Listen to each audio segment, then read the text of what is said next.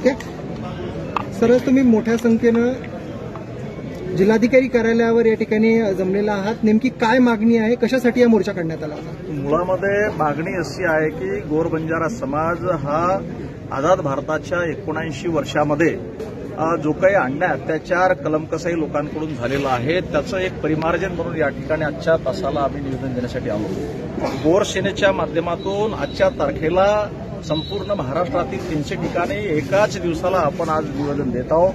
प्राध्यापक संदेश भाऊ चव्हाण यांचं नेतृत्व संपूर्ण महाराष्ट्रभर हे सगळं चालू आहे. येणाऱ्या काळामध्ये भारतामध्ये सुद्धा आंदोलन उभं करण्याची आमची तयारी आहे.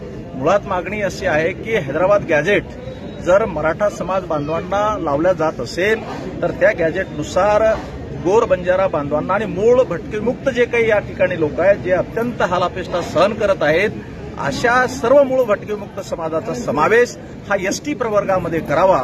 आणि एक संभ्रम खूप मोठ्या प्रमाणात निर्माण होताना दिसतो की जे काही शेड्यूल्ड ट्राईब यामध्ये ज्या काही जमाती आहेत त्या जमातींना असं वाटतं की आमचा वाटा हिसकावून घेतात की काय, परंतु शेड्यूल्ड ट्राईबचा जो